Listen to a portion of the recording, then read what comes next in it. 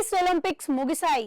ఎన్నో సంచలనాలు, కొన్ని వివాదాలు, మరెన్నో మెరుపులతో సాగిన ఒలింపిక్స్ లో భారత్ నుంచి పాల్గొన్న అథ్లెట్లు కొన్ని విభాగాల్లో త్రుటిలో పతకాలు చేజార్చుకున్నప్పటికీ అత్యుత్తమ ప్రదర్శన కనుబరిచారనే చెప్పాలి.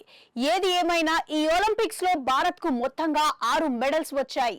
ఇందులో 5 క్యాన్సాన్లు కాగా 1 రజత పతకం. వాస్తవానికి 7వ పథకం ఖచ్చితంగా బంగారం లేదా సిల్వర్ వచ్చి ఉండేది. కానీ అనూహ్యంగా వినేష్ ఫోగాట్ 100 గ్రాముల అధిక బరువు ఇష్యూ కాకపోయి ఉంటే ఇక పథకాలు సాధించిన అథ్లెట్లను మన దేశం తగిన విధంగా గౌరవించింది. ఈ సందర్భంగా ఆయా రాష్ట్రం ప్రభుత్వాలు నగదు బహుమతులు ప్రకటించి సత్కరించాయి.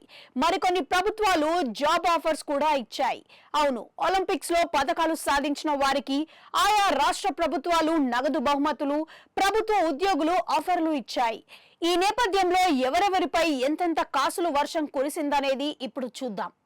స్వప్నిల్ కుషాలే పురుషుల 50 మీటర్ల రైఫిల్ 3rd పొజిషన్ విభాగంలో స్వప్నిల్ క్యాన్సా పథకం సాధించాడు. ఈ విభాగంలో తొలి పథకం సాధించిన భారత్ షూటర్ గా నిలిచాడు. ఈ సమయంలో మహారాష్ట్ర ముఖ్యమంత్రి ఏక్నాథ్ షిండే ₹1 నజరానా ప్రకటించారు. సెంట్రల్ రైల్వే స్పెషల్ ఆఫీసర్ గాను నియమితులయ్యారు. మను భాకర్ ఒకే ఒలింపిక్స్ లో దేశానికి 2 పతకాలు తెచ్చిన ఘనత వహించారు. మను భాకర్ 10 మీటర్ల పిస్టల్ వ్యక్తిగత విభాగంతో పాటు సరబ్జోత్ సింగ్ తో కలిసి మిక్స్డ్ ఈవెంట్లలోనూ క్యాన్సం గెలిచింది. ఈ నేపథ్యంలో ఆమెకు కేంద్ర క్రీడల శాఖ మంత్రి మన్సుఖ్ మాండవీయ ₹30 లక్షల రివార్డును ప్రకటించారు. సరబ్జోత్ సింగ్ మను భాకర్ తో కలిసి 10 మీటర్ల మిక్స్డ్ షూటింగ్ లో సరబ్జోత్ క్యాన్సా పథకం అందుకున్నాడు. ఈ సమయంలో కేంద్ర క్రీడల శాఖ మంత్రి 22.5 లక్షల రివార్డును ప్రకటించారు. మరోపక్క హర్యానా ప్రభుత్వం జాబ్ ఆఫర్ ప్రకటించగా సరబ్జోత్ దాన్ని సున్నితంగా తిరస్కరించారు. పురుషుల హాకీ జట్టు ప్యారిస్ ఒలింపిక్స్ లో అద్భుత ప్రదర్శనతో భారత పురుషుల హాకీ జట్టు వరుసగా 2వ క్యాన్సా పతకాన్ని సాధించింది. ఈ సమయంలో టీంలోని ఒక్కో సభ్యుడికి ₹15 లక్షలు, సహాయక సిబ్బంది ఒక్కొక్కరికి 7.5 లక్షల నగదు బహుమతిని ప్రకటించింది హాకీ ఇండియా.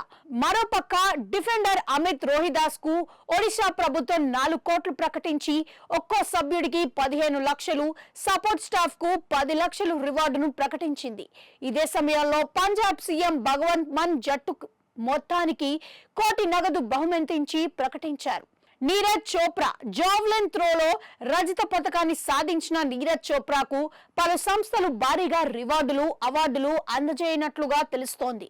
2021 టోక్యో ఒలింపిక్స్ లో బంగారు పతకం సాధించినప్పుడు ప్రభుత్వం అతడికి 6 కోట్ల నగదును బహుమతిని ప్రకటించింది.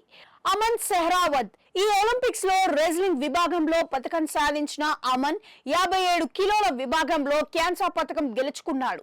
అయితే ఇతడికి అందించే నగదు బహుమతులు, ఇతర బహుమతులకు సంబంధించి ఇప్పటి వరకు ఎలాంటి అధికారిక ప్రకటన రాలేదు.